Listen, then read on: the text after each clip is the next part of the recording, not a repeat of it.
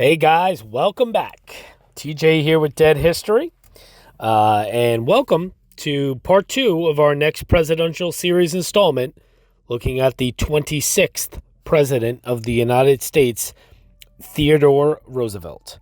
Now, I'm going to jump right in. I am flying solo for this portion, the audio portion here. Henry was with me, of course, on our little Roosevelt adventure the other day, which you're going to see a lot more of today in part 2. You saw some of that, of course, in part 1 with the Teddy Roosevelt birthplace, but you're going to see a lot more of that here in part 2. So I'm going to jump right in. I was going to do things a little different here in part 2, and what I mean by that is, you know, I'm still going through the presidency and all that good stuff, but what I was going to do is I was going to give you like the fun little miscellaneous type facts about Roosevelt and his presidency and that sort of thing first, and then kind of get into the like general synopsis of, overview of his presidency after that. But I think I'm still going to do it the way that I kind of always do it. I'm going to give you the synopsis first, kind of the overview of his presidency and legacy. And then, from there, then I'll give you the fun facts.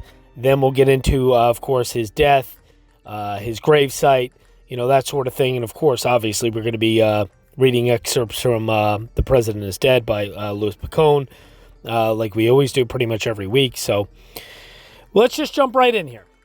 Here we go. December 31st of 1899, the eve of a new century.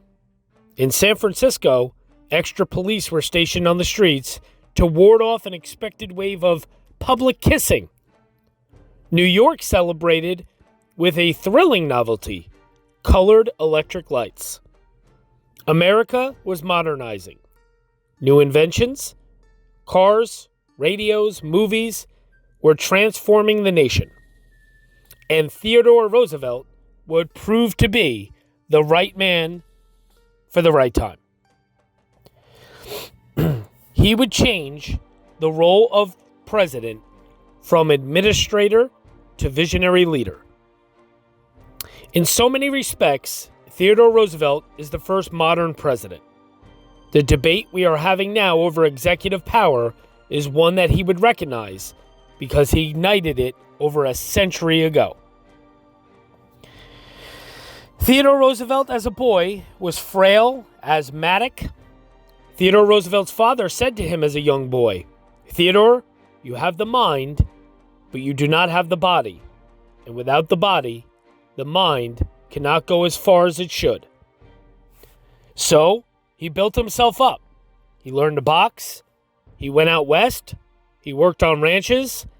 He built his body, and he made himself do so many things that would produce this extraordinary adult.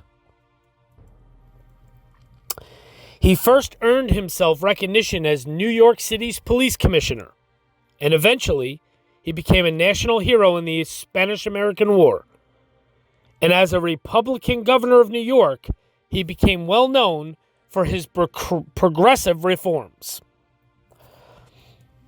He is trying to control kids working around heavy machinery, and he is sending inspectors into factories, and this is really upsetting the pro-business wing of the Republican Party. And they are sitting around thinking, how do we get rid of him? Do we send him someplace where no one will ever hear from him again? What do we do? We will make him Vice President of the United States. McKinley's first Vice President, Garrett Hobart, died in office. And so McKinley chose Theodore Roosevelt. His friend Mark Hanna shook his head and said, "Don't you realize there's only one life between you and that cowboy?" September 1901, 6 months after his second inauguration, William McKinley was assassinated. Theodore Roosevelt, at 42 years old, became the youngest president that would ever hold the office. The man Republicans were trying to rid themselves of was now in charge, and he immediately confronted an industrial revolution that had its victors and victims. For the first time in American politics, you get a huge concentration of private power in the form of large corporations, the giant trusts. The trusts, through their control of transportation and production of basic needs, had a stranglehold on prices. Food costs were incredibly high. The average salary was $750 per year, and it took nearly half of that just to feed an average family of 5. When Roosevelt became president in 1901, there was no income tax. There is very little regulation. Business had grown tremendously over the past 40 years, and most presidents were willing to just let it happen. Teddy Roosevelt was not. Teddy Roosevelt wanted to create a society that was more balanced, and he saw the office of presidency at the center of that struggle. Theodore Roosevelt believed that unless presidents acted to mitigate against some of the excesses of the Industrial Revolution, the alternative would be social chaos and fundamental revolution. Roosevelt decided to take on the captains of industry. The most perhaps notorious one was J.P. Morgan, the great financier. And Roosevelt had not been in office 6 months before he initiated an antitrust lawsuit against Northern Securities, a railroad combination. In 1900, 90% of the country's cargo traveled by train. America was utterly dependent on that 200,000-mile web of steel, and Northern Securities controlled every rail line between Chicago and the Northwest. It decided whether towns would live or die. It was really the lifeblood of American commercial society. One of the problems is they discriminated against small shippers and gave advantages to large shippers. So, Teddy Roosevelt proposed something called the Hepburn Act, which would prohibit the railroads from discriminating against small shippers. Roosevelt's point was not really to break up all of the trust. It was to remind the big capitalists, people like Morgan, Andrew Carnegie, John Rockefeller, that in a democracy, the people rule, which meant that Congress and the president have the last say. This is not a country of, by, and for capitalism. Morgan fought him all the way to the Supreme Court, where Roosevelt won. A precedent was set, allowing the president to have an expansive view of the office. Teddy Roosevelt explicitly said that he looked at the Constitution and does it say, "Can I not do it?" And if it didn't say he couldn't, then he figured he could. In Congress, there is many legislators that don't agree with Roosevelt at all about his vision for America. They wanted to continue to do business as business had been done in the past. Roosevelt inherited the office. He was not elected. He had Democrats he had to deal with. His home Republican Party was divided. You have to understand that Roosevelt had no mandate, but he manufactured one. He had a vision of the presidency. He wanted to use it as a bully pulpit to try to change America. Whether it was through fiery speeches or the press, Roosevelt's goals were to build a legislative agenda by gaining the support of the people. Theodore Roosevelt comes into office determined to create a modern presidency. He was not going to relate to the American people through these layers of constitutional government. The state legislature, the Congress, the political parties, he wanted to build a direct relationship. He took his case to the public to try to convince Congress. And presidents didn't do that before. They didn't go out and speak on behalf of policy. Nowadays, as we know, it is very common. He had an avenue to publicity that no one else had. TR, as he was well known, really pioneers this idea of a celebrity president. Americans didn't just have a growing fascination with their president, they were captivated by many new sensations sweeping the nation. Annual baseball attendance went from 1 million to 7 million. People were buying 10 million bicycles a year. And they fell in love with Italian opera singer Enrico Caruso, making him the first artist to sell 1 million copies of a single sound recording. The country's rapid changes were frequently front-page news, and Roosevelt knew it would be to his political benefit if he were associated with them. He was the president who embraced the gadgets. He was the first president to ride in a car.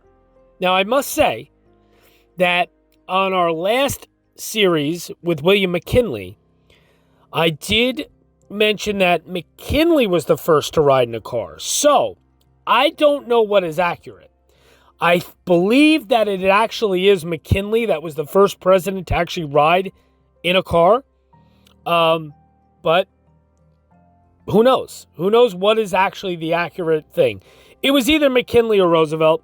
Obviously, Roosevelt took over when McKinley was assassinated. So there are pictures of McKinley in a car sitting as a passenger in an automobile. So I'm going to go with it was McKinley. But anybody that knows anything, leave a comment below. I'd appreciate it. Teddy Roosevelt was the first president to fly in an airplane. The key is that Roosevelt was photographed doing all these things, which kept him in the public eye. And in doing so, he increased the visibility of the office of the presidency. He gave interviews to the press while being shaved. He met with the French ambassador while hiking. And he never stopped speaking. He kept a huge personal staff to take down his thoughts. 4 typists, 6 stenographers, 6 messengers, and several clerks. Roosevelt also turned his personal life into a photo op. Theodore Roosevelt knew that it was very attractive to voters. He was a young, virile guy with his large family, with kids running all around the White House. And so Theodore Roosevelt, at times, would bring the kids into the limelight. Every day at 4 p.m., Roosevelt had Children's Hour, reading or playing with his 6 children, including games of hide-and-go-seek in the White House. He invented the modern presidential family. There is a direct line from Teddy Roosevelt's family to John F. Kennedy's family. Each were popularized. Each became part of our extended family through the media of their day. To make room for his large family and his heavy workload, Roosevelt initiated the most extensive renovation in White House history. He added a new West Wing to relocate and expand executive office space. The modern Oval Office would eventually be carved out of the space in 1934 by his cousin, Franklin Roosevelt.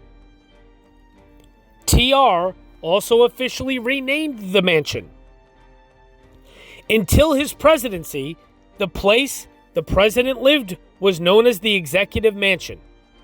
When Theodore Roosevelt decided, well, how can people establish a direct relationship with an executive mansion?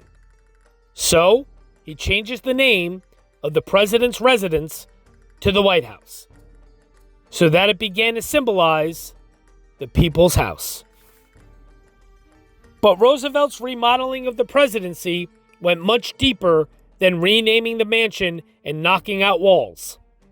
He was remaking the office to suit his own unique personality.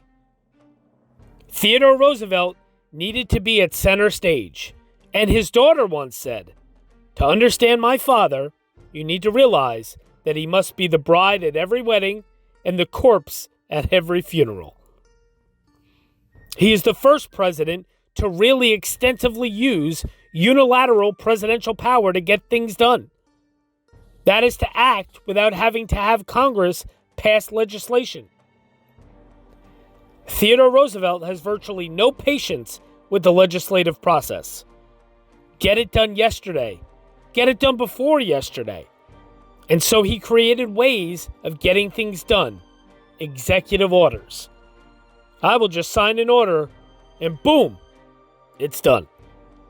Oh, I sounded almost like John Madden there. Boom! Tough acting, tenacting, right?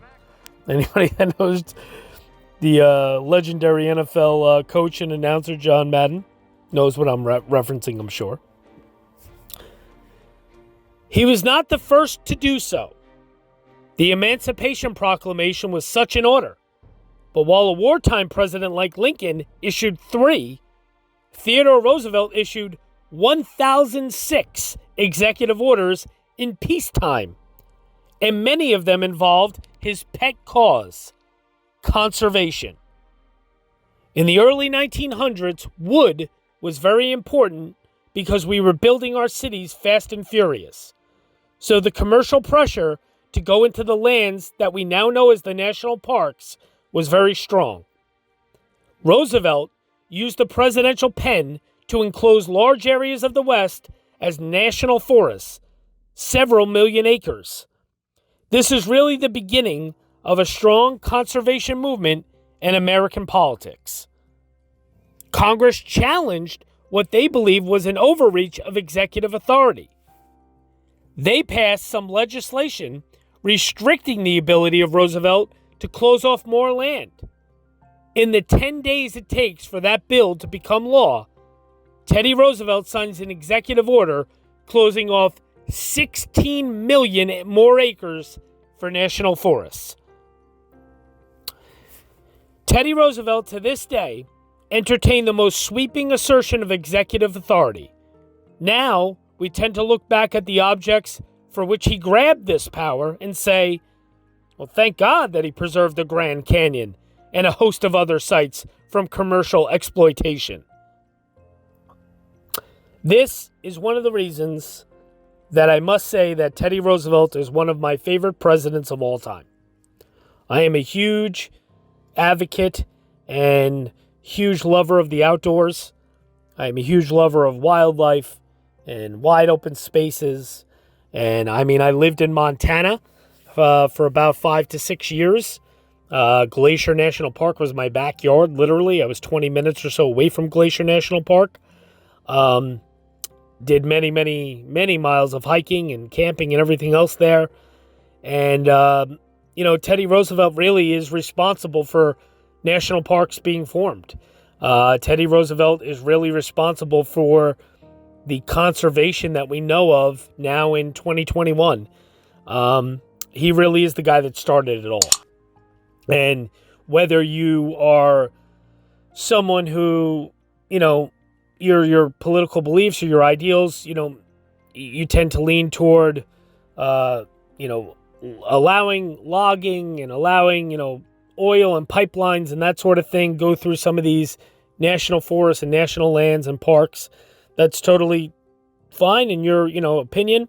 I am someone that is very happy, though, that we do make an effort, and thanks to Teddy Roosevelt, to conserve national parks and national forests throughout our country, because it's something important, and it's something that, it's one of the very few things that we will be able to, hopefully be able to forever turn over to our children and our grandchildren, is some beautiful national parks and national forests and preserved and conserved spaces.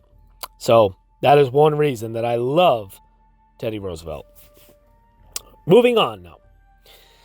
It was often Theodore Roosevelt's method to move ahead if he knew it was the right thing and let those matters take care of themselves in time.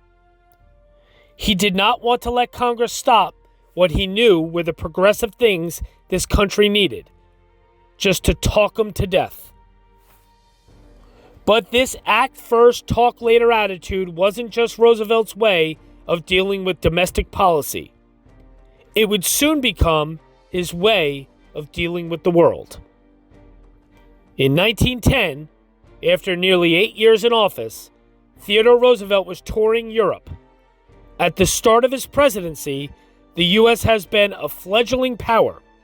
Now, because of his efforts, the country was poised to become a global force. The proud leader delivered a rousing speech in France, laying out his ideals for the character of a strong country. It is not the critic who counts, but the man who is in the arena. That is, the man who is actually in the fight, whose face is covered with dirt and mud and action. Theodore Roosevelt brought that same defiant attitude to the White House. But unlike a combative president such as Andrew Johnson, Roosevelt effectively channeled his fighting spirit to make America a global force for good. Theodore Roosevelt thought the presidency should be a bully pulpit, and he intended to use that pulpit to its fullest extent. And more people are accepting that the United States is going to be a world power, and Roosevelt establishes the foundation. So we often debate, is it the man or is it the times that make a great president? In Roosevelt's case, it is a marriage of the two. You had the end of the Spanish-American War and America's dream of empire. You have a booming economy, and here you have step onto the scene a man with a vision for the presidency, who is willing to change things at home and wants to project American values abroad. Roosevelt really has almost a messianic view of America's place in the world. He believes that the righteous use of force abroad is as important as the righteous use of government power in solving our domestic crises. To make his global ambitions a reality, Roosevelt needed two things: a powerful navy and a quick way to move those ships from the Atlantic to the Pacific. The key to the second was a swampy strip of land called Panama. A canal would enable the United States to project its naval power. Roosevelt took that idea and did something about it. But there was one obstacle to building the 102-mile-long canal: the country that owned the property, Colombia. The Senate ratified a treaty to lease the land, but Colombia refused to sign. Congress had tried things their way, and now Roosevelt would try his. Roosevelt quietly helped ferment a revolution in Panama, which establishes itself as an independent country. And to help foster that revolution, Roosevelt stationed ships close by that so Colombia really couldn't get their troops to Panama to put down the revolution. Panama declares independence. Like a few minutes after that, maybe an hour tops, America recognizes Panama as a country. Theodore Roosevelt was very shrewd to create this new country that would then cede to the U.S. the rights to build a canal through their property. We built the Panama Canal, but that created ill feelings in Latin America that would last for a long time. Future presidents would follow his example of taking bold action in Latin American and Caribbean affairs and expecting Congress to back them up. John F. Kennedy attempted to overthrow Castro, Ronald Reagan ordered the invasion of Grenada, and Bill Clinton sent troops to Haiti without congressional approval. It would take 12 years for the Panama Canal to be completed. But Theodore Roosevelt couldn't wait that long to see what he believed would be his great legacy. Roosevelt is the first president to go abroad, and he visited Panama as the Panama Canal was being built. How are we going to address the growing political power and military power of the U.S. in a world where from Japan to Germany there are tensions a-brewing? Roosevelt believed that the key to preserving America's interests and also expanding America's economic influence was to have a two-ocean navy. And the key to that was to build a canal that would allow American ships to move quickly from the Atlantic to the Pacific. As the canal was being carved out of the mud, Roosevelt convinced Congress to build a strong navy to use it. Roosevelt more than doubled the number of personnel from 10,000 to nearly 25,000, and he increased its battleships from 10 to 25, making it second in the world only to Britain. Today, the United States has the largest navy on Earth, with more than 300,000 active duty personnel and 282 battleships, the culmination of a goal Roosevelt had long before he ever became president.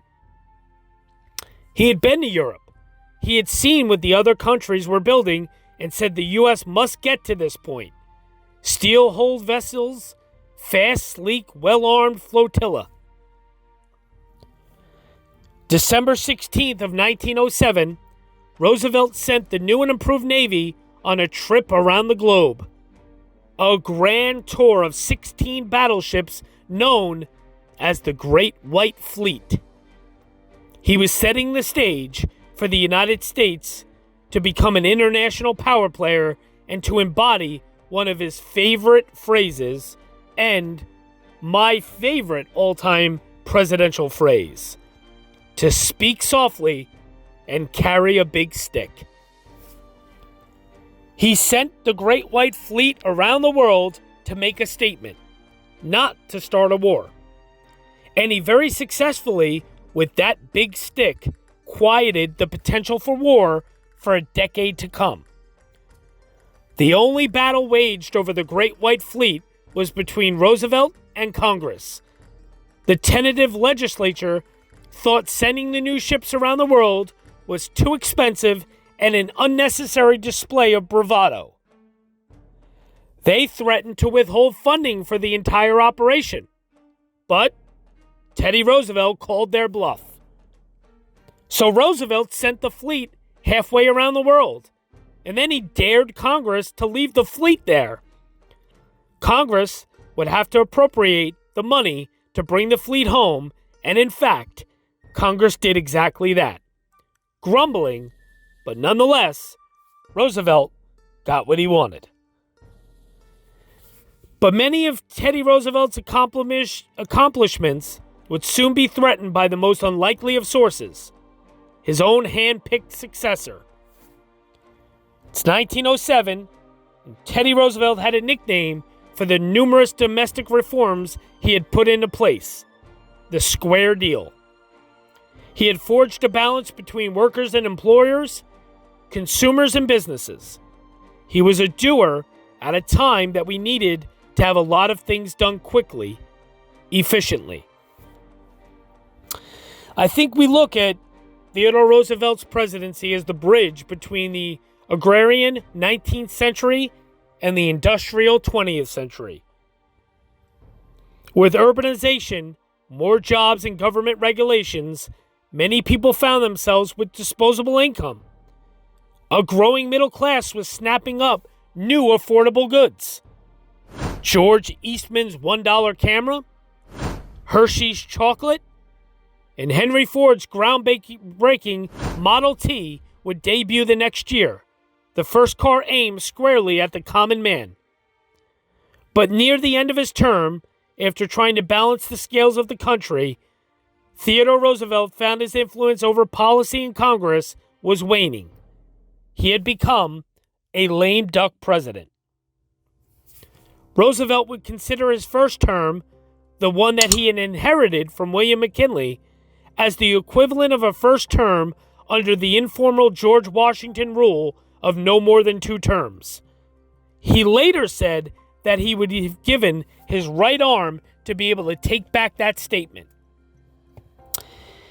He made sure that his heir apparent was put in place to continue his legacy, because he was far from thinking that his work was done in creating the modern presidency and progressive reform and expanding America's role in the world.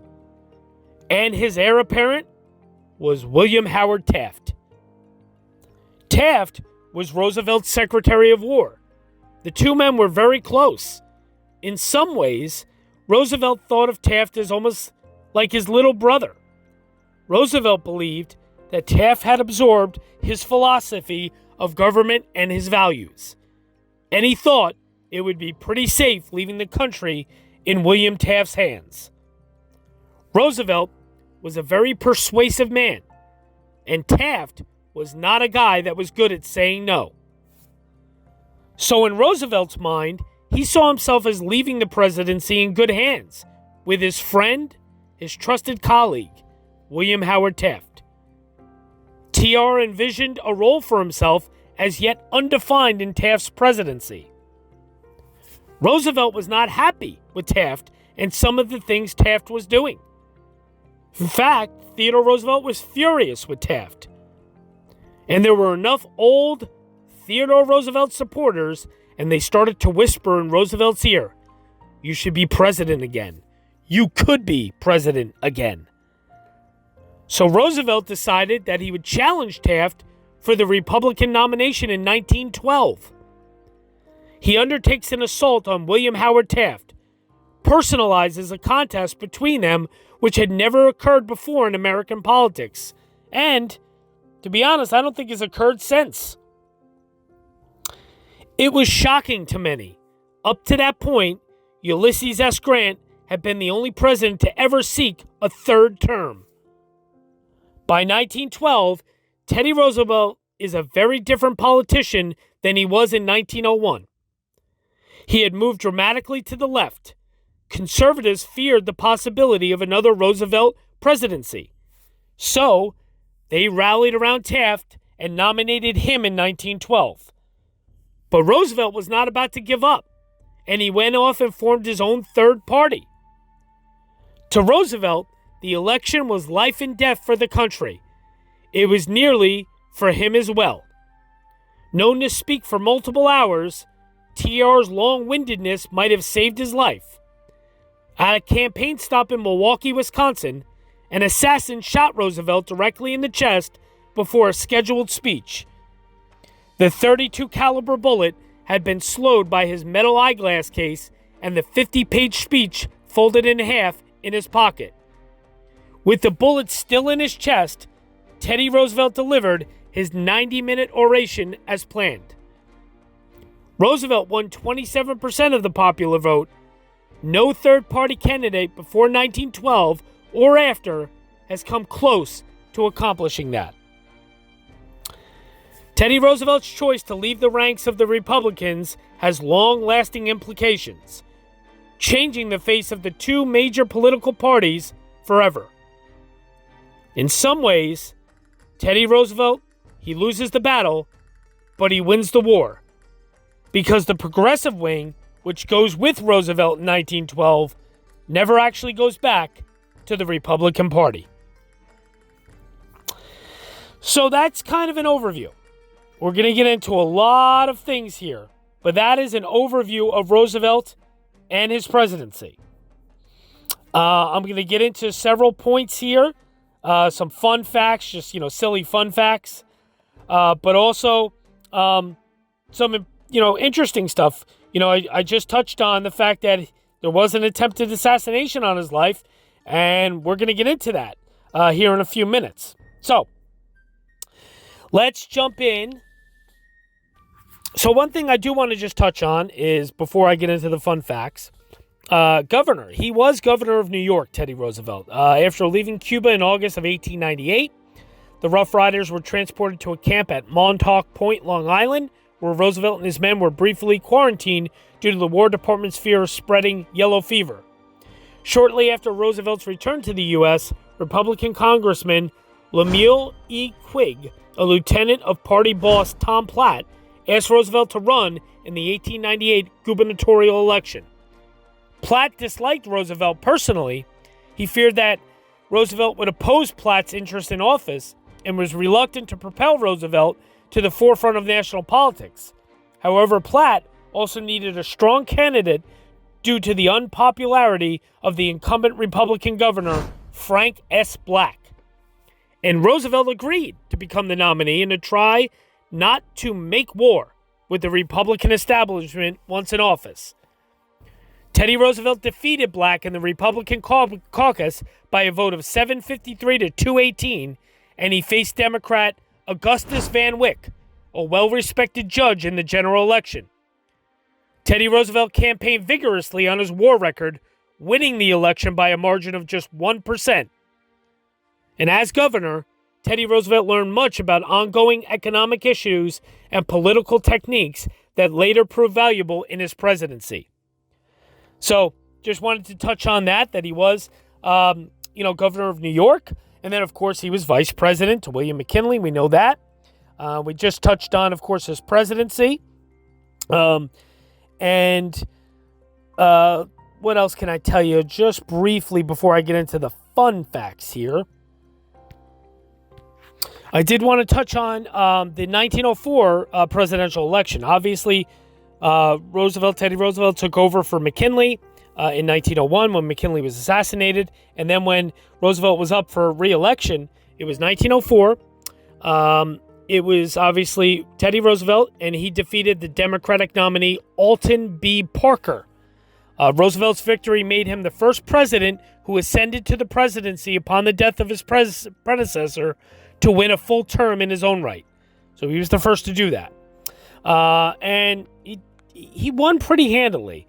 Percentage was 56.4% to 37.6% of the popular vote, and the electoral vote was 336 to 140. So Roosevelt won very handily. That was the 1904 election. But I did want to just kind of show that because I always like to, everybody to see that. The party ticket, just so everybody knows, obviously Roosevelt for president. His vice president was Charles W. Fairbanks. He was a U.S. Senator from Indiana. And like I said, they won very, very handily. The Democratic ticket was Alton P. Parker. He was a chief judge of the New York Court of Appeals, Parker was. And his vice presidential candidate who ran with him was Henry G. Davis, who was a former U.S. Senator from West Virginia. But unfortunately, they did not fare very well in that 1904 presidential election. So just wanted to touch on that briefly. So now some fun stuff. Let's get into some fun stuff, right, before we get into the death of Teddy Roosevelt. Okay, so I'm not going to really, there's no real order to these. It's just kind of like fun facts, so I'm just going to kind of go down the list that I have. Teddy Roosevelt maintained a small zoo. The Roosevelt children's family of pets included at least 6 dogs, a small bear named Jonathan Edwards, a lizard named Bill, guinea pigs named Admiral Dewey, Dr. Johnson, Bishop Doane, Fighting Bob Evans, and Father O'Grady, Maud the pig, Josiah the badger, a raccoon, Eli Yale the blue macaw, Baron Spreckle the hen, a one-legged rooster, a hyena, a barn owl, Peter the rabbit, and Algonquin the pony. A garter snake named Emily Spinach. President Roosevelt loved the pets as much as his children did. He practically kept a zoo while in office. Roosevelt's White House was no place for anyone skittish over animals. In addition to the numerous dogs, rabbits, and horses, the president also kept snakes, flying squirrels, chickens, bears, a lion, a zebra, and what he described as a friendly and affectionate rat. Lions and tigers and bears, oh my.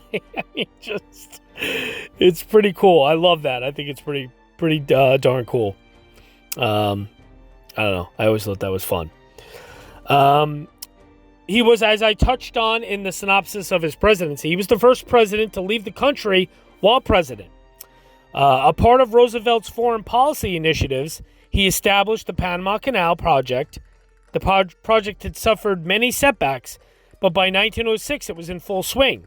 And in November of that year, Roosevelt embarked on a 17-day trip to Panama and Puerto Rico, becoming the first president to travel outside the United States while holding office. The trip was a morale booster, and the press loved it. Roosevelt, who had petitioned for the construction of the Panama Canal for years, he just couldn't resist an opportunity to see the site for himself when plans were finally underway. And like I said, in 1906, he went there. And the workers actually there at the Panama Canal, they let him operate a steam shovel while he was there. I thought that was cool. He made presidential history, first chief executive. He sailed aboard the USS Louisiana to personally inspect the construction of the Panama Canal. So he sailed there on the USS Louisiana.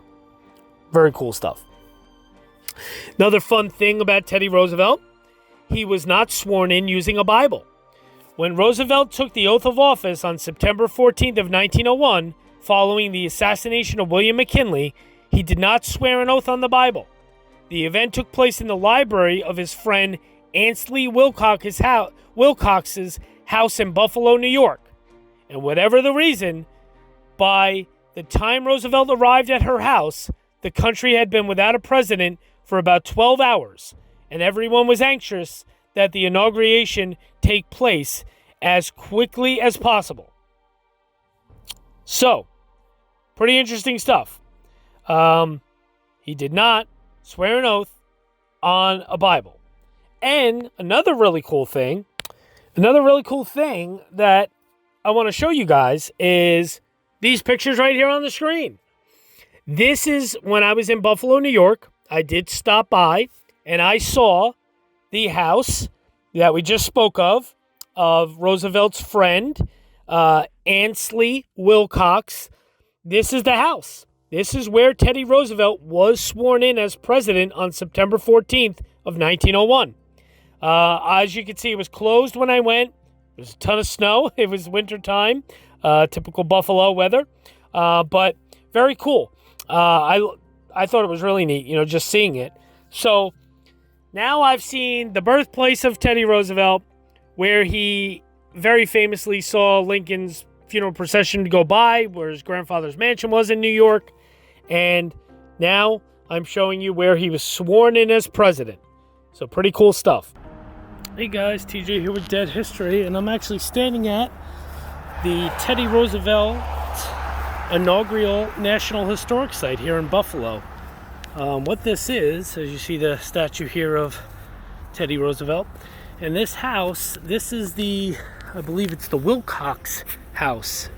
This is where Teddy Roosevelt was inaugurated. When William McKinley was shot and assassinated, Teddy Roosevelt rushed to Buffalo. He actually got here after President McKinley was already dead, but he took the oath of office right here, right at this location. So it's actually pretty cool. It's a museum. They have a lot of artifacts in there regarding the assassination and the inauguration. I obviously can't go in because it's closed, but as you see here, inaugurated at this site September 14th of 1901. So pretty cool. Teddy Roosevelt inaugurated right here in Buffalo, New York. Thanks, guys. He was one of the most well-read presidents. He was a speed reader, typically reading 1 to 3 books a day. He also always kept one handy. He read in many different languages, including German, French, Italian, and Latin. He was always learning and looking for actionable knowledge. Doris Kearns Goodwin wrote, "Few young children read as broadly or had such access to books as young Roosevelt. He had only to pick a volume from the shelves of the vast library in his family's home or express interest in a particular book, and it would magically materialize." In the April 1905 photo, he reads a book with his dog Skip on his lap. And that's this photo that you're seeing on the screen now. Pretty cool stuff. As I touched on in part 1 and other places, Roosevelt was a prolific writer. He was our most literary president. A voracious reader with an excellent memory, Roosevelt wrote 35 books and about 150,000 letters in his lifetime. He wrote on wide-ranging topics. His first book, The Naval War of 1812, was published in 1882. Some of his more popular titles were The Rough Riders in 1899, The Strenuous Life in 1900, African game trails in 1910, The New Nationalism in 1910, an autobiography in 1913, Through the Brazilian Wilderness in 1914, The Great Adventure in 1918, and Letters to His Children in 1919. For much of his life, he relied on income from his books to support himself. From his earliest days, Roosevelt had a passion for reading and writing. He penned his first book, The Naval War of 1812, at the age of 23, and he earned a reputation as a serious historian. Over the course of his lifetime, Roosevelt authored actually 38 books, which included an autobiography, a biography of Oliver Cromwell, a history of New York City, and the 4-volume series, The Winning of the West. The Outdoorsman also wrote numerous books and magazine articles about hunting and his frontier exploits. Very cool stuff. Very smart man, Teddy Roosevelt was. Theodore Roosevelt had a photographic memory. He was well known to recall not just articles, but entire newspaper pages long after he first read them. This remarkable memory also extended to names and conversations. This ability served him very well as a leader. As I said before, he was and still is the youngest president in history. In 1901, Vice President Roosevelt was sworn in immediately following the assassination of President McKinley as the nation's 26th president at the age of 42. He was the youngest president in the country's history. John F. Kennedy was 43 when he became president. So Roosevelt was still younger. He was a conservationist, as I said. As president, he created the United States Forest Service and established 150 national forests, 51 federal bird reservations, 4 national game preserves, 5 national parks, and 18 national monuments. In total, he protected approximately 230 million acres of public land. In a 1908 speech, he expressed the importance of preserving the environment for future generations. We have become great because of the lavish use of our resources, and we have just reason to be proud of our growth. But the time has come to inquire seriously what will happen when our forests are gone, when the coal, the iron, the oil, and the gas are exhausted, when the soils have been still further impoverished and washed into the streams, polluting the rivers, denuding the fields, and obstructing navigation. These questions do not relate only to the next century or to the next generation. It is time for us now as a nation to exercise the same reasonable foresight in dealing with our great national resources that would be shown by any prudent man in conserving and widely using the property which contains the assurance of well-being for himself and his children. Love it. Roosevelt was the first president to win a Nobel Peace Prize. He was the first statesman to be awarded the Nobel Peace Prize. As president, he expanded America's foreign policy and negotiated peace in the Russo-Japanese War in 1904 and 1905. He's the only president ever called upon to negotiate a foreign war. The Nobel Prize organization reports that it is also the first time the award was controversial. The Norwegian left argued that Roosevelt was a military-mad imperialist who completed the American conquest of the Philippines. Swedish newspapers wrote that Alfred Nobel was turning in his grave and that Norway awarded the Peace Prize to Roosevelt in order to win powerful friends after the dramatic dissolution of the Union with Sweden the previous year. Oh boy. But he did win. The man famed for his exploits at Sandwell Hill during the Spanish-American War and big stick diplomacy captured the 1906 Nobel Peace Prize for his role in mediating the Treaty of Portsmouth, which ended the Russo-Japanese War. Roosevelt was the first American to capture the award, and he used the prize money to fund a trust to promote industrial peace. Very cool. Very, very cool. Roosevelt also settled the dispute between France and Germany over the division of Morocco. Pretty cool stuff. Very cool stuff. What else can I tell you here? Let me see. Some other fun facts about Roosevelt. There's a lot of them. Okay. We're going to get to that in a second. Oh, this is very cool. Roosevelt, not cool, but interesting. Roosevelt became blind in one eye after a boxing injury while in the White House. A practice he started while the governor of New York, Roosevelt he enjoyed boxing with young military aides. In 1908, at the age of 50, his opponent landed a punch to his left eye that caused severe... hold on here. Hold on. Where did that go? Interesting. I lost my thought there. Hold on, let me find this in my notes. All right, here we go. So, he was almost 50, sparring in a boxing match with a partner when he was struck with a right to his left eye. The blow left him with a detached retina and led to significant vision issues. In his autobiography, he described the punch as leaving him dim in that eye. Fortunately, Roosevelt had other physical pursuits to keep him busy, including the tennis courts he had installed in 1902, although he never allowed himself to be photographed while wearing his sporty racket outfit. I thought that was kind of funny. But a little bit more about the blind in the eye, which is really quite interesting in my opinion. So his opponent landed a punch to his left eye that caused severe hemorrhaging, resulting in a detached retina. The incident was kept a secret, though, to protect the identity of the sparring partner. In his autobiography, he wrote, "Fortunately, it was my left eye, but the sight has been dim ever since, and it had not been the right eye, I should have been entirely unable to shoot."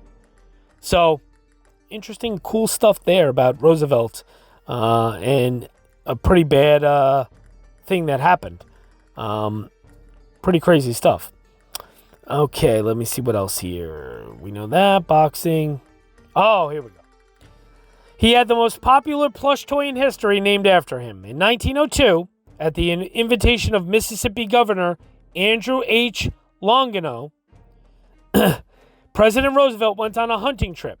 After 3 days of hunting, Roosevelt had still not spotted a bear. The hunt guides tracked down a black bear. They tied it to a tree for the president to come and shoot.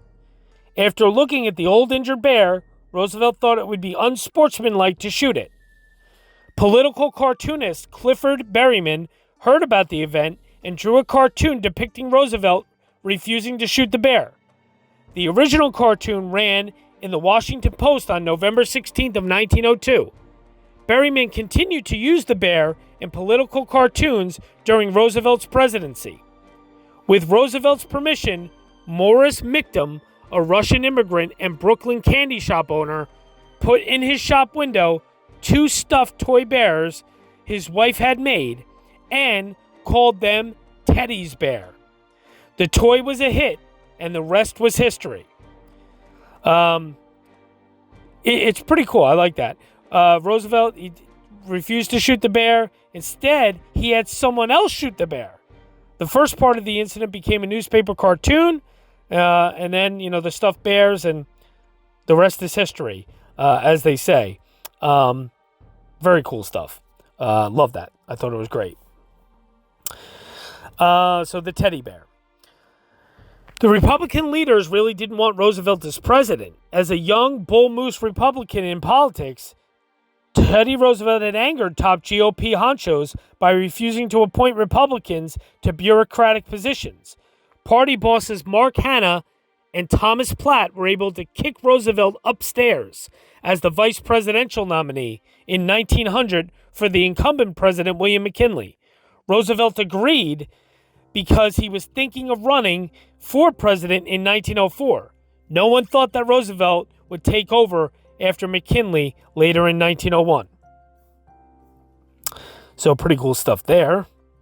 He was the father of the modern U.S. Navy. To say Roosevelt was obsessed with naval power would be an understatement. As an undergrad at Harvard, Roosevelt's scholarship on the U.S. Navy during the war of 1812 is still cited today. He also served as the Undersecretary of the Navy as the conflict started with Cuba in 1898, and he sent the American Navy on a worldwide tour in 1907 as a show of strength. And then there was his ultimate naval power achievement, the Panama Canal. Pretty crazy stuff. One thing I did want to touch on about Roosevelt with being blind in one eye. He continued his hobby of boxing after that, well into his presidency, and he stopped fighting after the retina was detached, and he switched to jiu-jitsu instead. Yeah, jiu-jitsu. Teddy Roosevelt. Unbelievable. I mean, just so cool. What else here? Okay. Oh, he was posthumously awarded the Medal of Honor. After the Spanish-American War broke out in April of 1898, Roosevelt resigned his position as Assistant Secretary of the Navy to lead the Rough Riders. The Rough Riders were mostly made up of football players, polo players, and cowboys without military experience. He returned a war hero that helped win him a seat as governor of New York upon his return.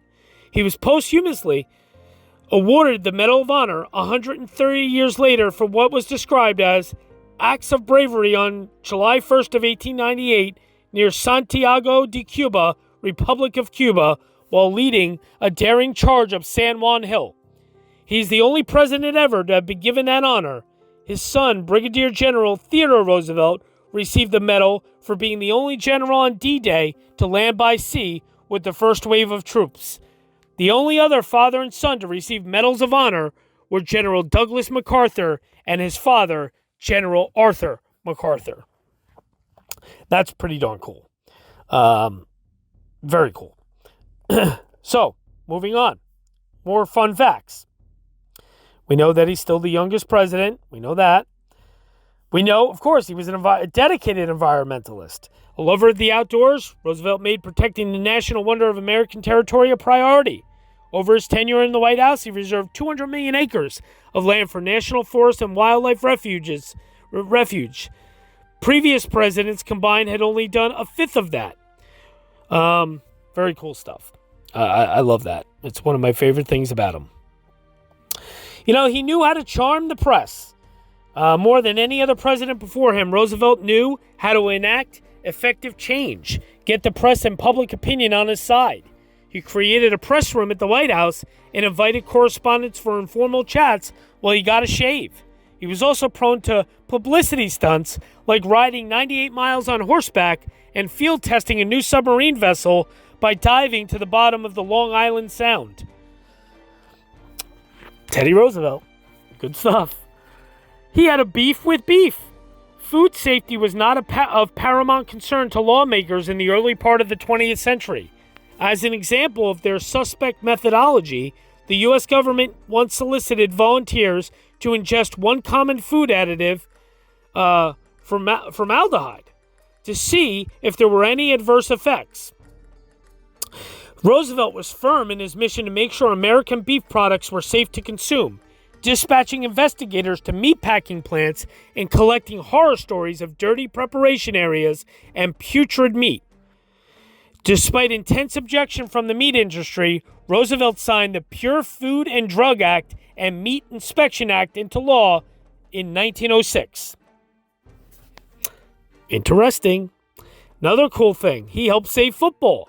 In the early 1900s, football was perhaps even more dangerous than it is today, with only loose regulations requiring protective equipment guarding players from serious injury.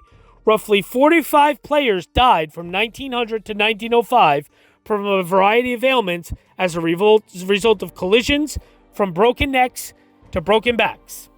With public tide turning against the game, Roosevelt summoned representatives from Yale, Harvard, and other schools in 1905 to discuss new measures that would improve its safety profile. His concern helped usher in new rules. While the sport wasn't and isn't safe, it did largely turn around its alarming mortality rate. This is very cool. He burned his presidential portrait. Not known as a vain man, Roosevelt was still disappointed in his official presidential portrait. Artist Theobald Chartrand Roosevelt claimed had made him look like a mewing cat. Even his children teased him about it. After being displayed in Chartrand's home country of France, the painting returned to the White House, where Roosevelt burned it as one of his final acts in office. I don't know. I find that to be really pretty funny as hell. He hated being called Teddy. Despite giving his blessing for the stuffed animal makers to refer to their bears as Teddies, Roosevelt, whose childhood nickname was Teddy or Teedy, was no fan of the nickname. Reportedly, it reminded him of his late first wife, Alice, who used the term when addressing him. Roosevelt hardly ever spoke of her following her untimely death in 1884. He married second wife Edith Caro in 1886. He liked being called Colonel Roosevelt in his later years, and while on safari, his African escorts called him Bwana Tumbo, or Mr. Unusually Large Belly. Henry's going to get a kick out of that, believe me, when he watches this. Very funny. Teddy Roosevelt's oldest daughter tried his patience. This is kind of a really interesting thing, I thought. The eldest of Roosevelt's children and the only one with his first wife, Alice Roosevelt, was 17 when her father took office and quickly became infamous for a series of public indiscretions. She was fond of smoking cigarettes on the roof of the White House after her father told her she couldn't smoke indoors. She walked around with a boa constrictor on her neck. Alice's carefree attitude made her a celebrity in her own right, with one color, Alice Blue, named after her. Active in Washington until her death at age 96, Alice was known as the other Washington Monument. Interesting. Teddy Roosevelt, he scared Dr. Seuss. As a boy, Theodore Geisel, who would later be known as Dr. Seuss, sold war bonds in his hometown of Springfield, Massachusetts. As sales leaders in their Boy Scout troop, Geisel and his fellow scouts were honored in 1918 by a visiting Teddy Roosevelt. Unfortunately, Roosevelt had only 9 medals for 10 boys. In arriving in front of Geisel empty-handed, he tried to make a joke of it by saying, "What's this boy doing here?"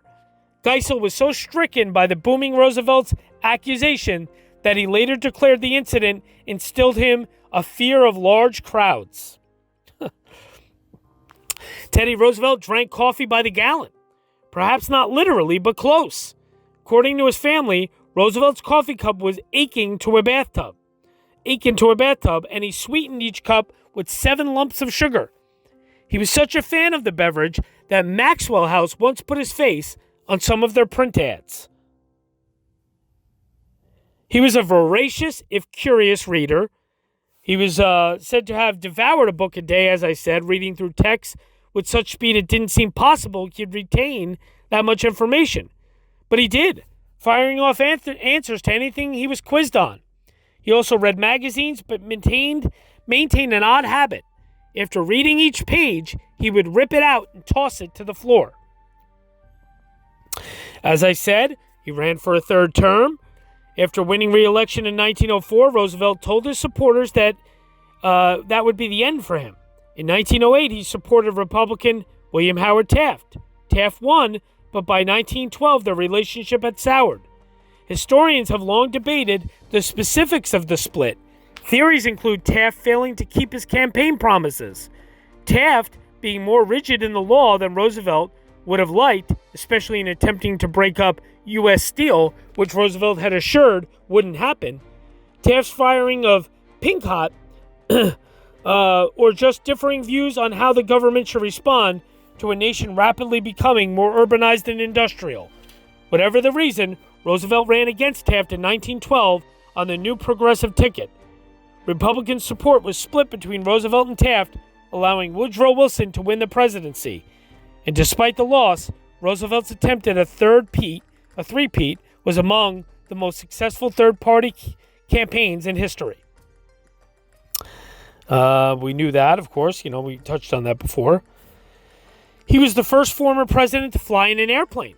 Heeding another call to adventure, in 1910, Roosevelt became the first or former president to board a plane.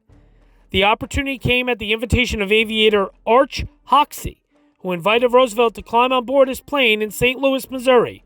A crowd of 10,000 people watched, with some expecting the beloved public figure to meet a bad end in the suspect-looking craft. After a 3-minute, 20-second flight, Roosevelt was beaming.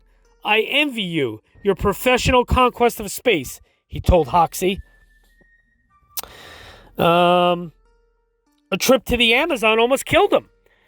An incurable adventurer, Roosevelt set his sights on an Amazon river in 1913, declaring it his last chance to be a boy. Plotting his course on the largely uncharted and inherently dangerous River of Doubt, Roosevelt's notoriously sturdy constitution was challenged like never before. Several people in his party were struck down by tropical illness, and half of the pack animals traveling with them died of exhaustion. Food became scarce. Roosevelt himself grew ill with fever and reportedly was prepared to be left to die. After 2 months, they were able to return to civilization. Craziness. Roosevelt, he met Houdini. Sailing on the USS or the SS Imperator in 1914, Roosevelt was captivated by the ship's booked entertainment, famed illusionist Harry Houdini. And after a seance in which the magician correctly surmised Roosevelt had been in Brazil recently, an astounded Roosevelt asked if Houdini was really practiced in the dark arts. He played coy, but the truth was that Houdini knew Roosevelt would be on board and asked associates for information about his recent exploits. Cool stuff. Very cool stuff. Let's see what else we got here. We have some more stuff, believe it or not. Like I said, there's a lot of really cool Roosevelt stuff. Oh, this is great. This is a funny. All right, I really like this one. He went skinny dipping with the French ambassador. Virtually all of our presidents have retained their modesty, but Roosevelt was never bashful about abandoning his clothes for a quick naked dip in the water. Yeah. While walking near the Potomac River in 1903, the president and the chief of the Division of Forestry, Gifford Pinchot, jumped in for a swim, leaving their clothes behind. The French ambassador was with them, though he elected to keep his clothes on because we might meet ladies. Yeah, Roosevelt sailed his presidential yacht on the Potomac and Anacostia rivers and regularly led hiking expeditions in Rock Creek Park, where he would scale cliffs and use twigs and stumps for target practice with his revolver. After strenuous walks along the Potomac, the president on occasion would shed all his clothes and take a plunge in the river to cool off. So yeah, he went skinny dipping with a French ambassador. And he apparently did this fairly often. That's funny stuff. Teddy Roosevelt was a member of the Hasty Putting Club. While a Harvard undergraduate, Roosevelt won election into the Hasty Putting Club, and he was the social club secretary during his senior year. Roosevelt was one of 5 presidents, the others being John Adams, John Quincy Adams, Franklin Delano Roosevelt, and John F. Kennedy, to have been a club member. Cool stuff. Roosevelt once scaled the Matterhorn. While a student at Harvard, Dr. Dudley Sargent warned Roosevelt, who had been a sickly child, that because of a weak heart, failure to lead a sedentary life could have fatal consequences. "Doctor, I'm going to do all the things you tell me not to do," Roosevelt responded. "If I've got to live the sort of life you have described, I don't care how short it is." A year after graduation, Roosevelt took time from his European honeymoon with Alice to scale the 15,000-foot Swiss Alp with 2 guides. Cool stuff. Oh, geez, see, I'm cursing now. Terrible of me. I apologize. This is pretty cool. He volunteered to lead an infantry unit in World War I. At the outbreak of World War I, the 58-year-old ex-president was eager to return to the front lines. Roosevelt vehemently lobbied President Woodrow Wilson to send him to France at the head of a 200,000-man expeditionary force. Around the country, supporters of the hero of San Juan Hill staged rallies of support, but Roosevelt would not get called to fight in the war that eventually claimed his son Quentin, who was killed in action when his plane was shot down over France in 1918. So pretty sad that he did volunteer to be in World War I, Roosevelt, and unfortunately his son Quentin was killed in World War I. So now what I want to just get into, last thing before we get into the death, is the assassination attempt. So, he was saved from an assassin's bullet by a heavy coat, a 50-page manuscript, and a steel eyeglass case. On October 4th of 1912, before he could give a campaign speech in Milwaukee, Wisconsin, he was shot by a saloon keeper named John Flameng Schrank. Coughing into his hand and seeing no blood, Teddy Roosevelt determined that the bullet had not entered his lung, so he insisted on delivering his scheduled hour-long speech with the bullet still in his body. He began the speech with, "Friends, I shall ask you to be as quiet as possible. I don't know whether you fully understand that I have just been shot." As he pulled the blood-stained manuscript from his breast pocket, he said, "You see, it takes more than one bullet to kill a bull moose." Roosevelt agreed to go to the hospital, and after examining the x-rays, the doctors determined that the bullet had safely lodged in a rib where it would remain for the rest of his life. Yes. Roosevelt's reputation as a bull moose, his term to describe anyone made of sturdy stuff, was never on better display than on October 14th of 1912, when the former president was giving a speech in Milwaukee and announced he had just been shot by a would-be assassin named John Schrank. A shocked crowd looked on as Roosevelt revealed a bloody shirt and a stack of prepared remarks with a bullet hole in them. Roosevelt spoke for 90 minutes before allowing his aides to take him to a hospital. The bullet had lodged itself near his ribs and would remain there for the rest of his life.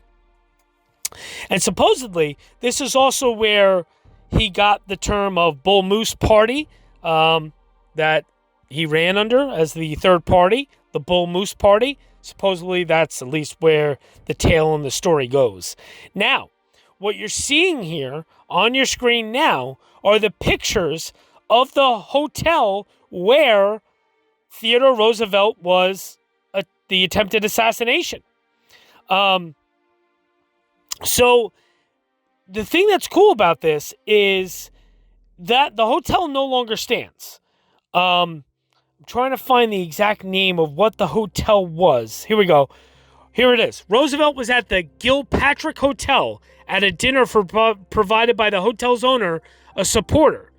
The ex-president was scheduled to deliver a speech at the Milwaukee Auditorium. So it was the Gilpatrick Hotel, which is no longer there. Obviously, it's been torn down a long time ago. However, there's a hotel on the site. I believe it's a Hyatt Regency. I don't have the photo in front of me, but I believe it's a Hyatt Regency hotel. Anyway, it's a hotel that stands on the site of where the Gilpatrick Hotel was.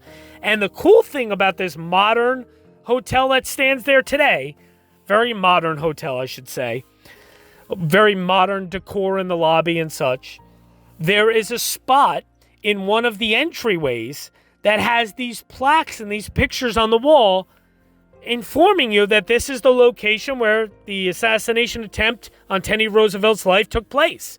So I visited there here in Milwaukee, Wisconsin. So take a look here. That's what you're seeing the pictures of. That's where the assassination attempt took place on Teddy Roosevelt's life. Pretty cool stuff.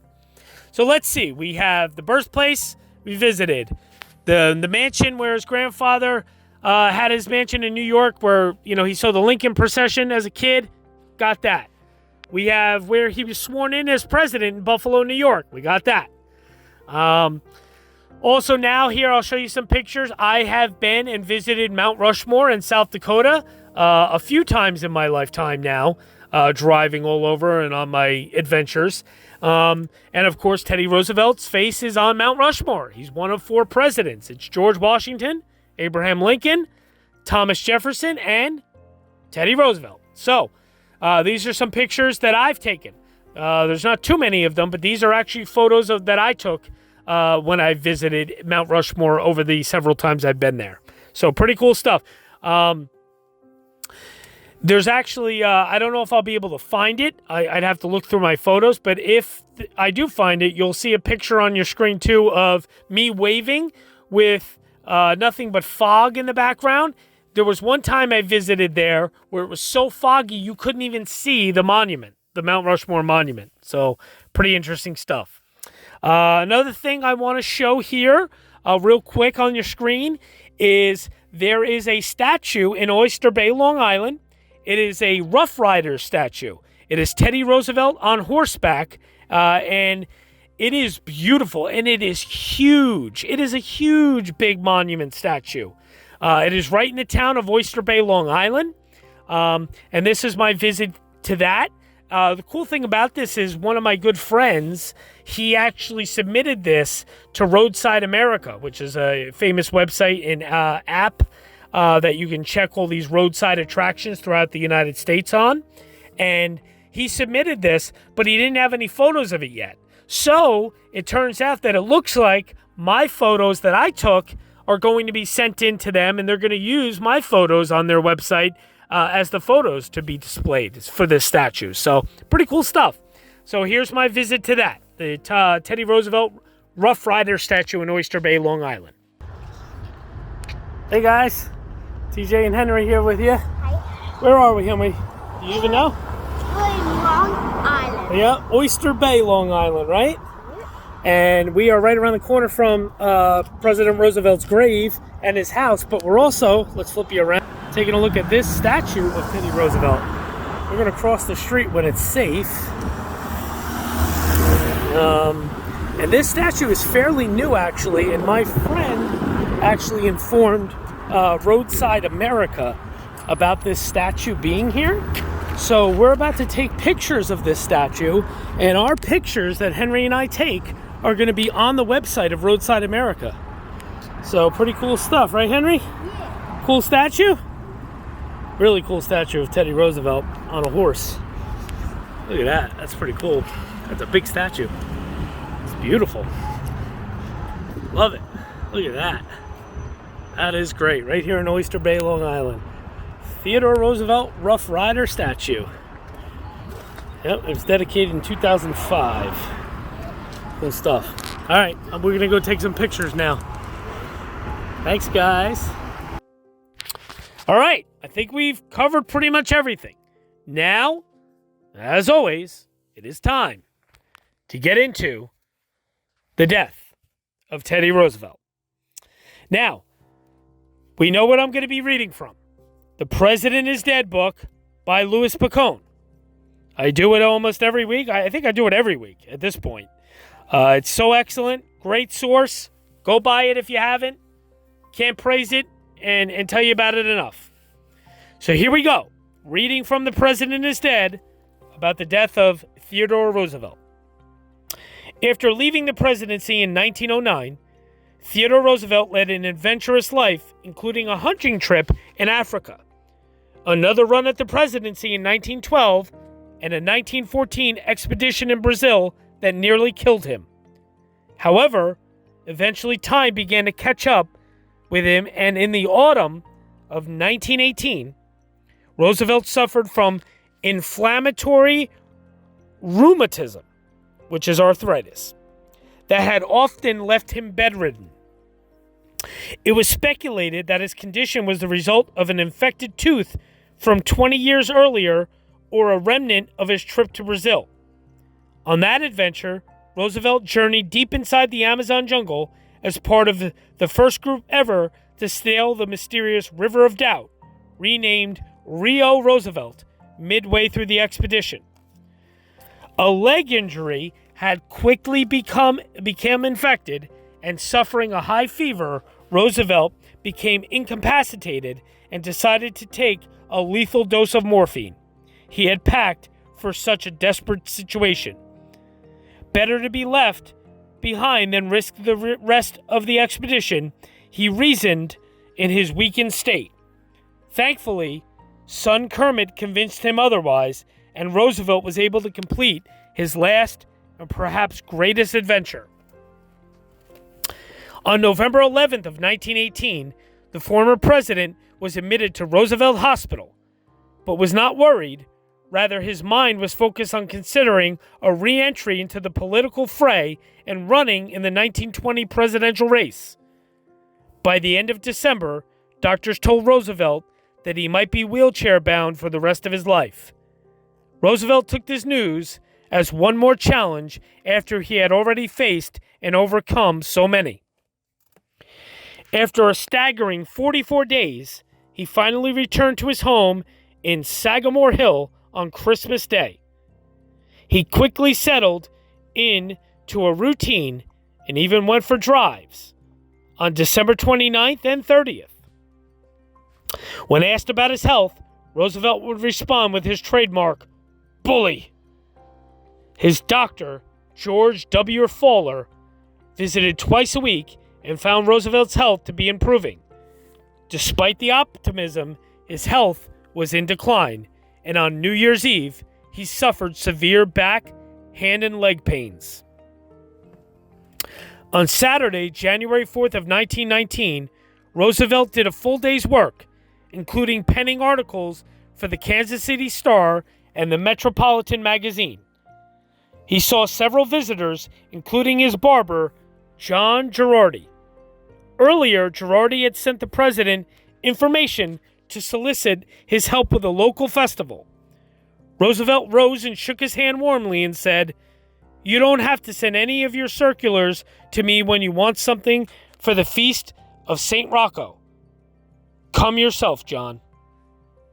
He spent the next day quietly resting, saw no visitors, and did little work beside dictating a few letters.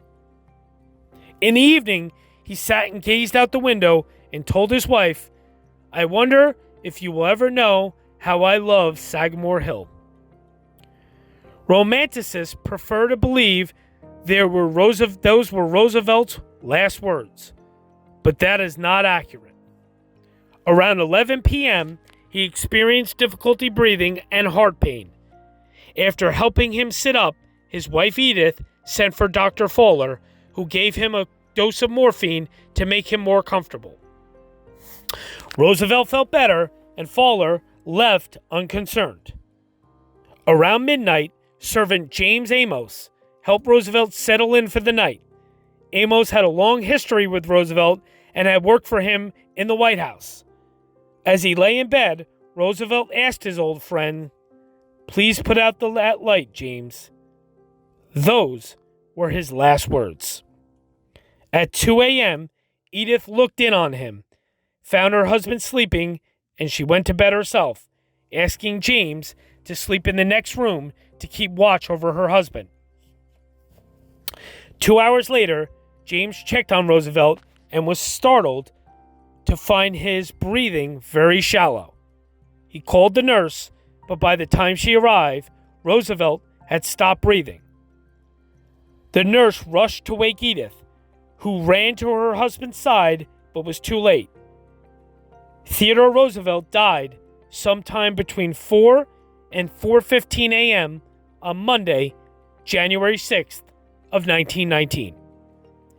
It was determined that his death was caused by a blood clot that had entered his lungs.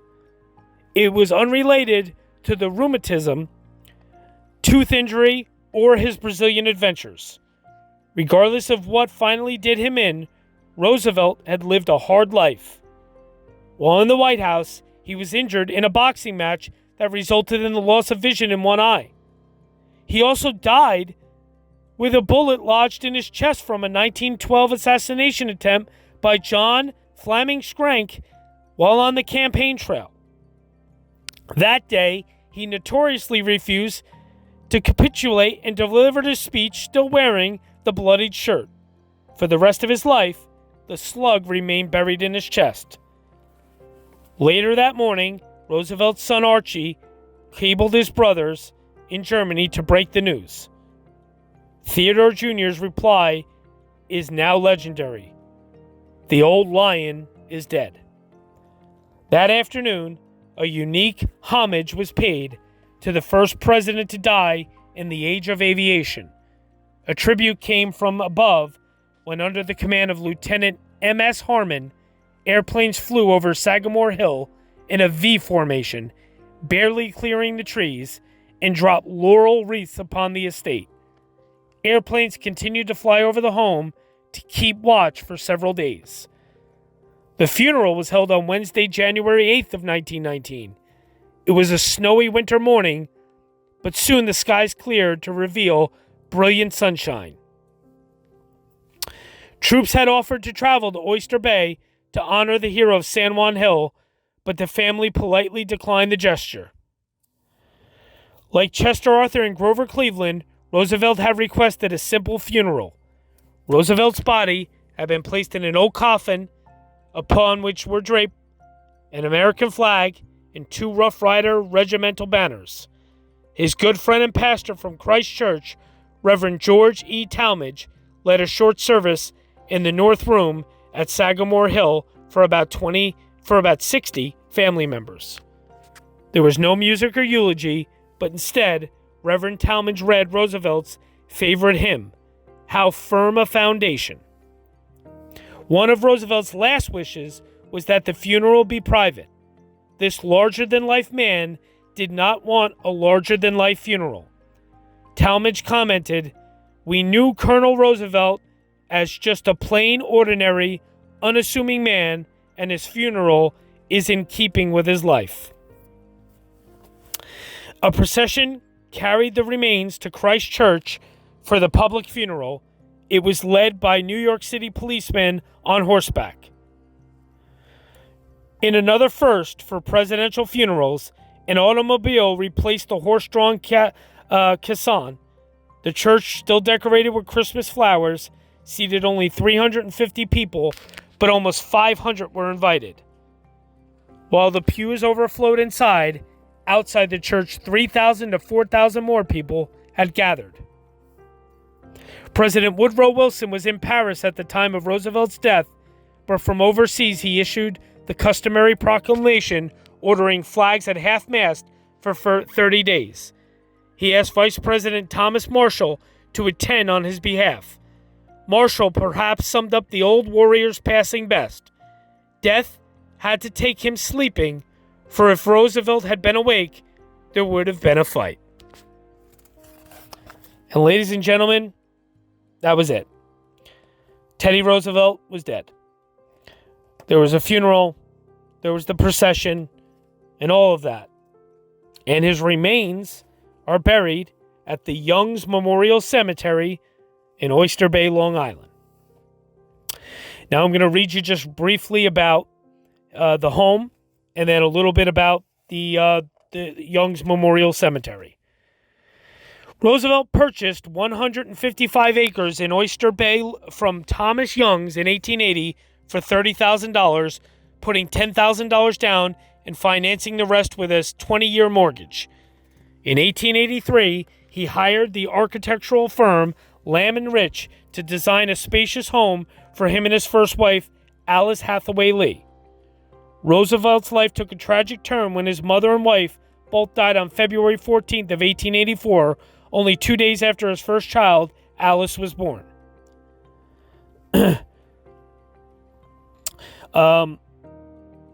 So it was built, and here's just a little something here. A. Wood & Son for $16,975 to build a suitable home for his infant daughter.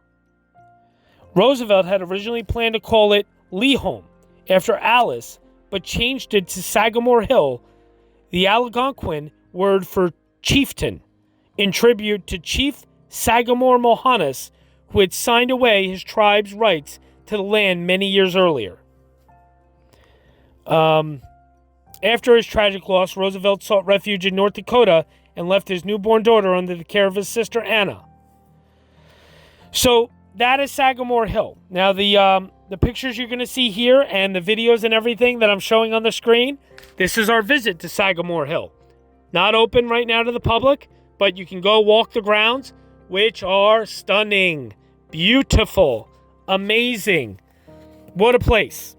This is, Sagamore Hill is where Roosevelt died on January 6th of 1919. So not only was it his home, it is the place that he died at.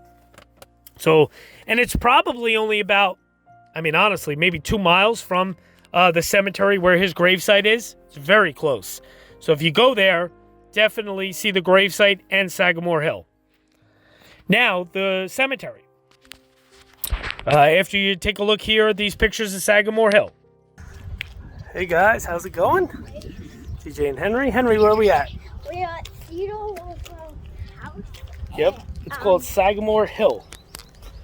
It's called Sagamore Hill. Where he died at. That's right, and it's also where he died. So I'm going to turn you guys around here. Hold on.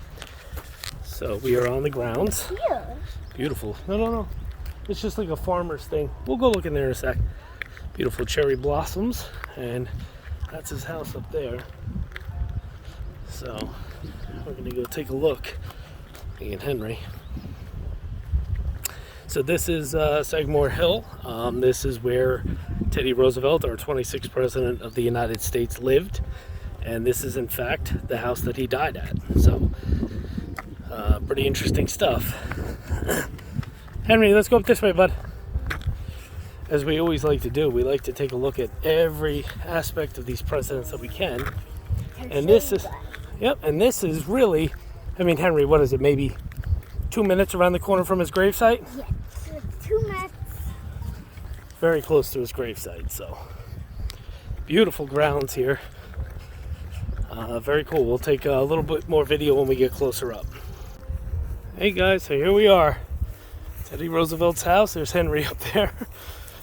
This is where he died. This is where he lived. Sagamore Hill. Pretty cool place. Beautiful old home. Look at this. And as you can see, it's just got these beautiful trees and views, and it is beautiful. Here comes Henry running. Absolutely beautiful. Beautiful property. A lot of cherry blossoms on the property, blossoming. Cool fact. What's the cool fact? Every single house that we visit is always on top of the hill. Yeah, it seems that way, doesn't it? Yeah. So this is it. 26th President of the United States, Teddy Roosevelt, lived here and died here. Sagamore Hill. Let's see what this little plaque here says for Teddy. This stone is from the grave of Quentin Roosevelt, the youngest son of Theodore and Edith Kermit Roosevelt, who was killed in aerial combat in France on July 4th of 1918 and was buried where he fell near Chambray. His body was moved in 1955 to the Normandy American Cemetery at St. Laurent, where it lies beside that of his brother, Brigadier General Theodore Roosevelt, who died in the Normandy invasion in 1944. That's pretty cool. So that is the gravestone of Quentin Roosevelt. That's really neat. So there you go, guys. Hope you enjoyed this look at Teddy Roosevelt, our 26th President of the United States. Thanks, guys. So now the cemetery. Young's cemetery dates back to 1640 when Reverend John Youngs arrived in Long Island and his son Thomas first began to use a hill near his home as a family burial plot in 1658. Over the years, as more Youngs family members were buried there, it became known as Youngs Cemetery. And in 1901, family descendant Thomas Youngs, an attorney and private secretary to Roosevelt, wanted to ensure that the land would be perpetually cared for. He established the graveyard as a not-for-profit corporation and opened it to its local residents. The plot where Roosevelt was buried was selected by Roosevelt himself 8 years prior to his death. After Edith had been thrown from a horse in 1911 and knocked unconscious for several days, the couple was forced to focus on such grim matters. 4 years after Roosevelt was buried at the cemetery, his cousin, Emlyn Roosevelt, purchased an adjoining 12 acres to ensure the surrounding area would not be developed and the natural surroundings preserved. Part of the land was used for additional burials, while the remainder was donated to the National Audubon Society. Given Roosevelt's love for nature, it is fitting that this donation became the first Audubon songbird sanctuary in the United States. It's Young Cemetery. It's located at the intersection of Cove Road and Cove Neck Road in a town known as Oyster Bay, Long Island. From a town known as Oyster Bay. So there you have it, folks. The Young's Cemetery in Oyster Bay, Long Island. It's great. I mean, it is a small little cemetery, but I love it. Because Roosevelt's grave, as you see here, is not much. I mean, there's not much to it. It's a pretty simple, gravesite and tombstone. Not much to it whatsoever. The gate is always locked. Supposedly, if you kind of get in touch with the caretaker of the cemetery or even the bird sanctuary right next door, the Audubon Society, sometimes somebody that has the key can meet you there and unlock it for you. I know somebody that happened for. It has not happened to me. I've been there twice now. But still, I mean, you can go right there and it's right in front of you. So it's still very cool. And the cool thing is, even though his gravesite and his tombstone are not overly magnificent, when you turn around and look, there's a beautiful view of the water. And I don't know if that's the Long Island Sound that you can see, but it's beautiful.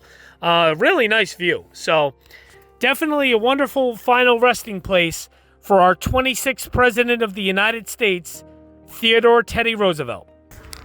Hey guys. How's it going? TJ and Henry here. Hi. Henry, where are we? We are in Long Island. Yep, we are at the Young's. Do you know? Cemetery. Yeah, Young's Memorial Cemetery, I believe it's called.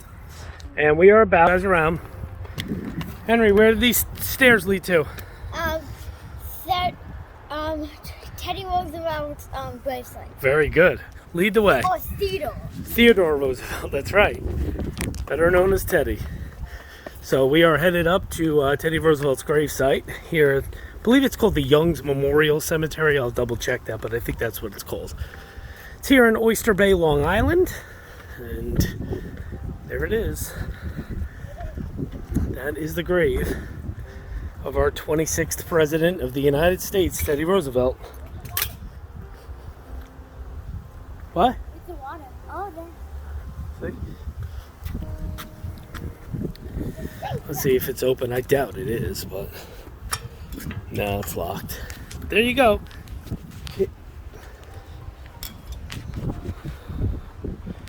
Teddy Roosevelt's gravesite, everybody. The 26th President of the United States. Right, Henry? It's really nothing. Still pretty cool, though, right? No, don't do anything. It's locked. What is this?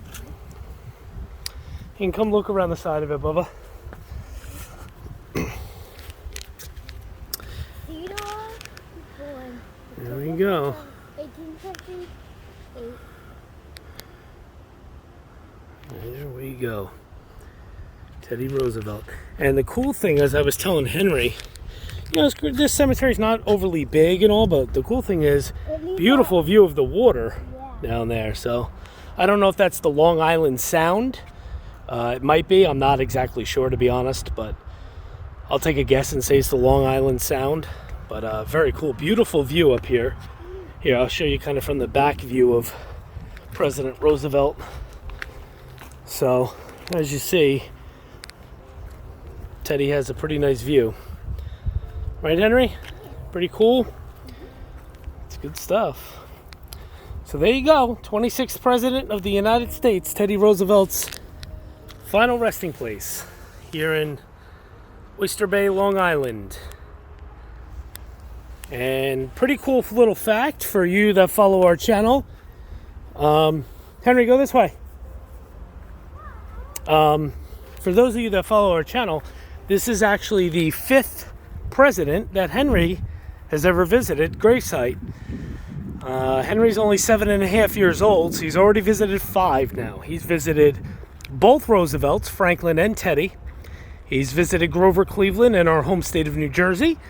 And he's also visited John Tyler and James Monroe in Richmond, Virginia. So, pretty cool.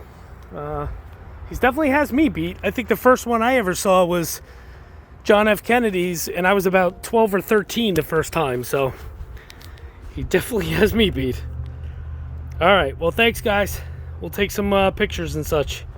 Teddy Roosevelt, 26th President of the United States, gravesite. Bye. So, I hope you enjoyed this. I know it was long. Part 2 is very long, but it's Teddy Roosevelt.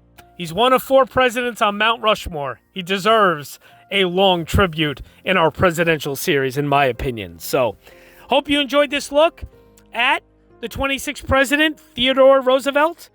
And stay tuned for next week as we look at the 27th President of the United States, William Howard Taft. Thanks so much, guys, for everything. Thanks for the support, the comments, the questions, all of it. Keep it coming, please. And we can't thank you enough. Henry and I both thank you so much. We love doing this, and we love hearing from all of you, and we love the support. So, stay tuned for next week. We'll continue on our presidential series. Until then, stay safe and take care of one another. Be well, everyone. See you next week. Bye-bye now.